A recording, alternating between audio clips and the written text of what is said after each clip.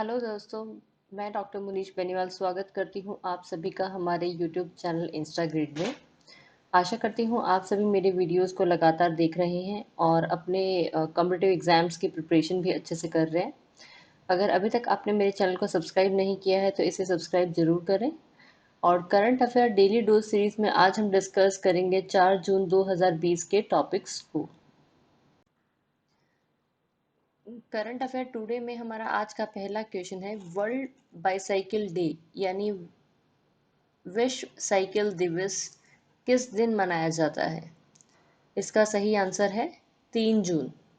इस टॉपिक को थोड़ा डिटेल में डिस्कस करते हैं। यूनाइटेड नेशंस ने वर्ल्ड साइकिल बाईसाइकिल डे हर साल 3 जून को सेलिब्रेट किया जाता है। और बेसिकली ऑफिशियली जो first world cycle day celebrate हुआ था वो यूनाइटेड नेशंस ने 3 जून 2018 को किया था। और वर्ल्ड साइकिल डे सेलिब्रेट करने का मेन एम है जो यंग पीपल्स हैं उनको प्रोटेक्ट करना डिजीज़ से, उनकी हेल्थ को प्रमोट करना, उनकी टॉलरेंस लेवल है यानी उनकी इम्यूनिटी को इंक्रीज करना, mutual understanding, respect, facilitating social जो समावेश है आपस में उसको बढ़ावा देना, और सोसाइटी में या कल्चर में सामाजिक शांति बनाए रखना। इसी के साथ जो मेन एम था to promote the bicycle among all members of society is to encourage a simple economical reliable and safeguarding environment for transportation. और इसका इसमें एक इम्पॉर्टेंट क्वेश्चन हमारा और भी बनता है जो है secretary general of United Nations कौन है? इसका आंसर है एंटोनियो गुटरेस। तो दोस्तों इसी के साथ मैं एक बार फिर से रिपीट करना चाहूँगी, 3 जून को यूनाइटेड नेशंस ने वर्ल्ड बाईसाइकिल डे सेलिब्रेट किया है यानी विश्व साइकिल दिवस। और फर्स्ट टाइम जो वर्ल्ड साइकिल डे है ये जो 3 जून को 2018 में सेलिब्रेट किया गया था। दोस्तों डेली डोज सीरीज का हमारा अगला क्वेश्चन है, खेलो इंडिया ई पाठशाला प्रोग्राम का शुभारंभ किसने किया है? खेलो इंडिया ई पाठशाला प्रोग्राम का शुभारंभ किसने किया है? इसका सही आंसर है किरेन रिजिजू। किरेन रिजिजू। इसे डिटेल में डिस्कस करते हैं। खेलो इंडिया ई पाठशाला प्रोग्राम को हाल ही में union minister for youth affairs and sports Kiran Rijiju ने इनॉग्रेट किया है।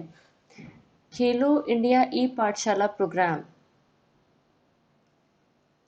को लॉन्च किया है सब sports authority of India SAI in collaboration with national support sporting federation NSF।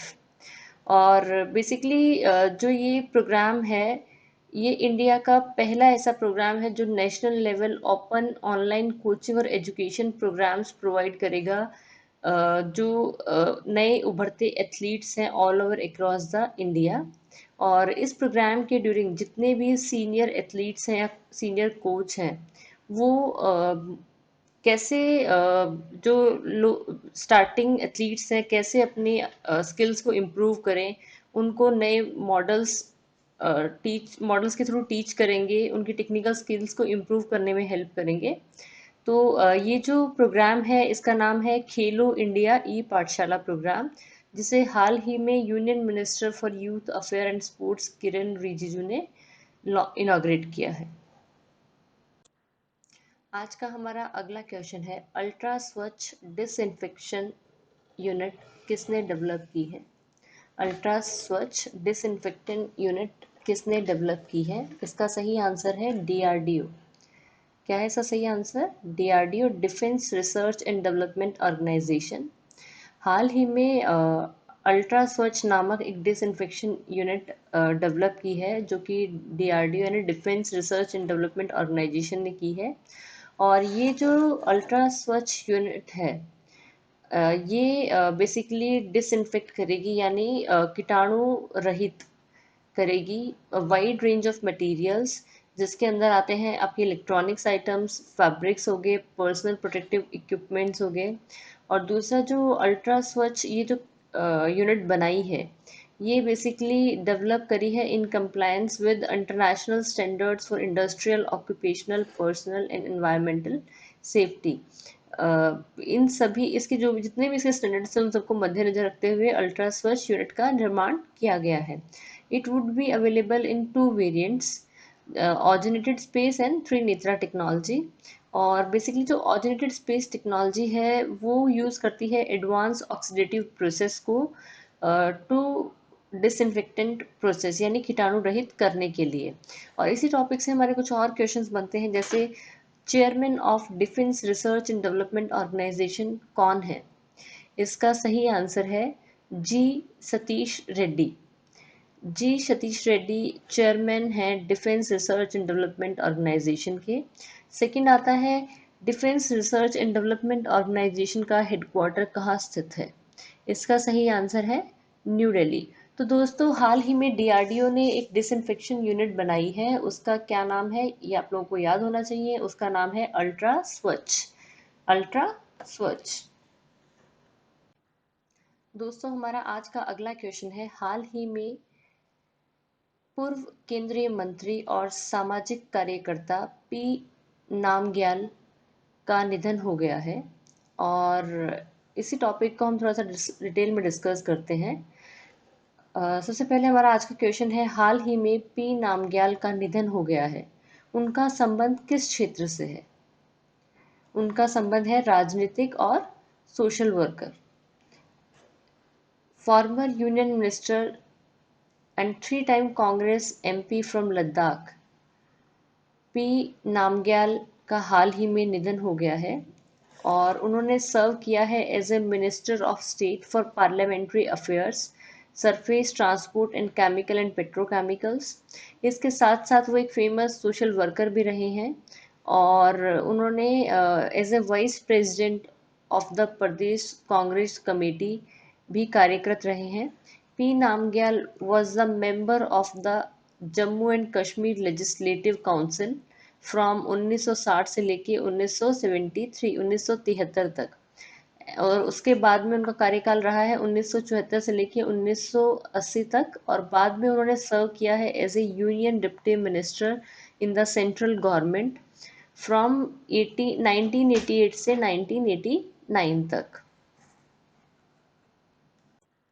आज का हमारा अगला क्वेश्चन है, हाल ही में फिनलैंड में भारत का एम्बेसडर किसे नियुक्त किया गया है?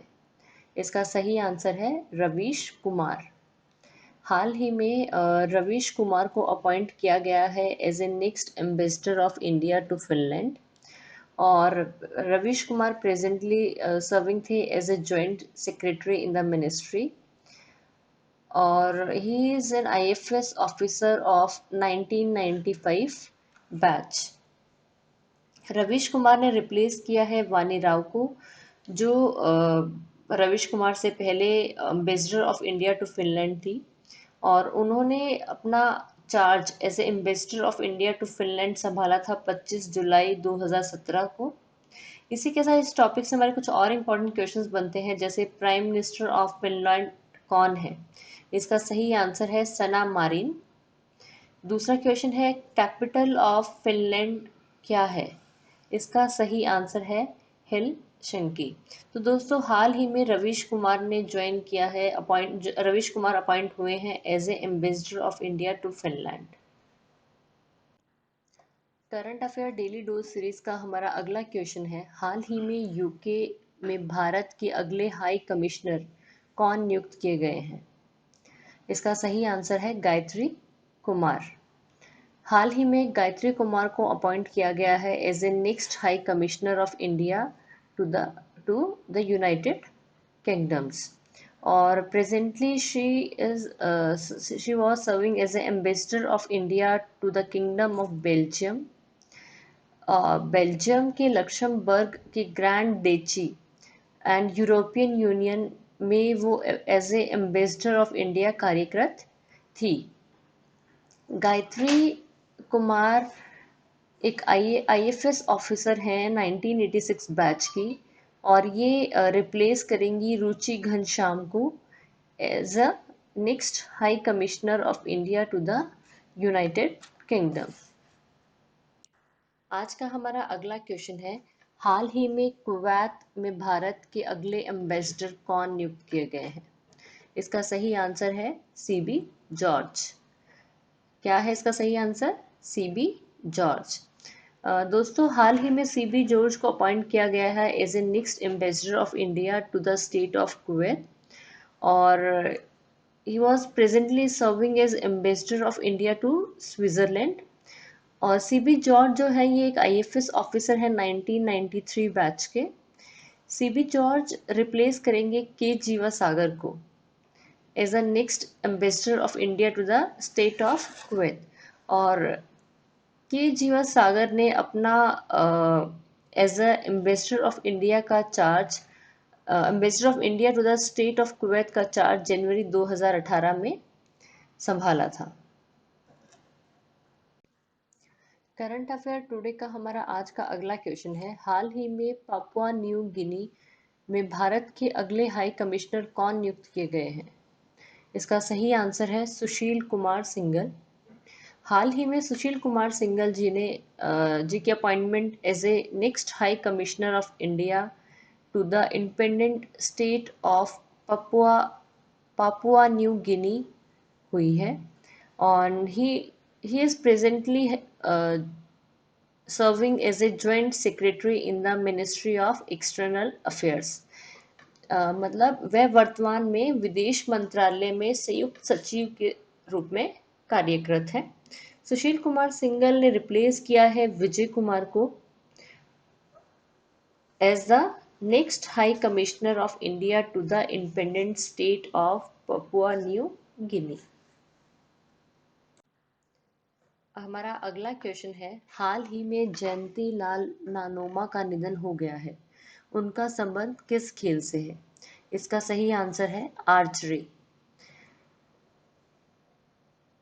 पूर्व अंतर्राष्ट्रीय आर्चर जो कि बाद में कोच बने, जयंती लाल नानोमा का हाल ही में निधन हो गया है।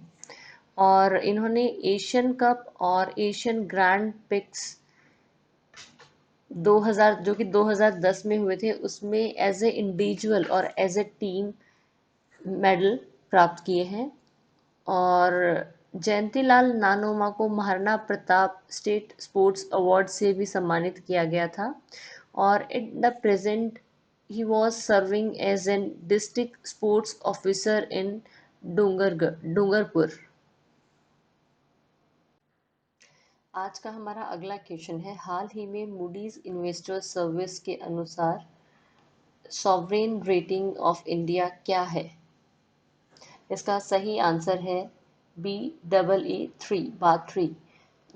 हाल ही में मूडीज इन्वेस्टर सर्विस ने सॉवरेन रेटिंग ऑफ इंडिया को डाउनग्रेड करके BAA3 कर दिया है। और ये जो है ये बेसिकली उन्होंने जो कोविड-19 के चलते जो इंडिया चैलेंजेस फेस कर रहा है, लॉकडाउन की वजह से जो उनकी राजकोषीय स्थिति जो है वो जो बिगड़ती जा रही है, यानी फाइनेंशियल कंडीशन जो बिगड़ती जा रही है, और उसको उसी की वजह से जो सॉवनियर रेटिंग थी मूडीज इन्वेस्टर सर्विस की, उसको बार 2 से बार 3 कर दिया है। और बार 3 जो है BAA3, ये क्या है, लोवेस्ट इन्वेस्टमेंट ग्रेड है सॉवनियर रेटिंग का। दूसरा, मूडी इन्वेस्टर सर्विस जो है उन्होंने एक्सपेक्टेड डाटा दिया है जिसके अंदर उनके अकॉर्डिंग 2021 में जो फिस्कल यानी फाइनेंशियल ईयर 2021 में जो जीडीपी का जो नेगेटिव रहेगा वो 4% रहेगा due to the shock from the corona virus pandemic, as well as जो लॉकडाउन के ड्यूरेशन में जितने भी इंडिया में मेजर्स आए उन सब के चलते फिस्कल ईयर 2020 में जीडीपी जो है वो 4% नेगेटिव रहेगी। और साथ ही उन्होंने बताया कि इन फाइनेंशियल ईयर 2022 में ये बढ़कर 8.7% भी हो सकती है। तो अभी हाल ही में मूडी इन्वेस्टर सर्विसेज के अनुसार इंडिया जो है वो BAA3 सॉवनियर रेटिंग में आता है, जो कि सबसे लोवेस्ट इन्वेस्टमेंट ग्रेड है। मेरी वीडियो को ध्यानपूर्वक सुनने के लिए धन्यवाद दोस्तों। आशा करती हूँ आप सभी को मेरा वीडियो पसंद आया होगा। इसे लाइक और शेयर जरूर करें और अगर आप मुझे कोई सजेशन देना चाहते हैं या किसी और टॉपिक को डिटेल में डिस्कस करना चाहते हैं तो उसे कमेंट बॉक्स में कमेंट करें। और जैसा कि मैंने पहले आपको बताया था, मैं अभी जल्द ही अपना एक क्वेश्चनियर लेके आने वाली हूँ, तो मई मंथ का क्वेश्चनियर जल्द ही मैं आप सभी के लिए लेकर आऊँगी। Thank you.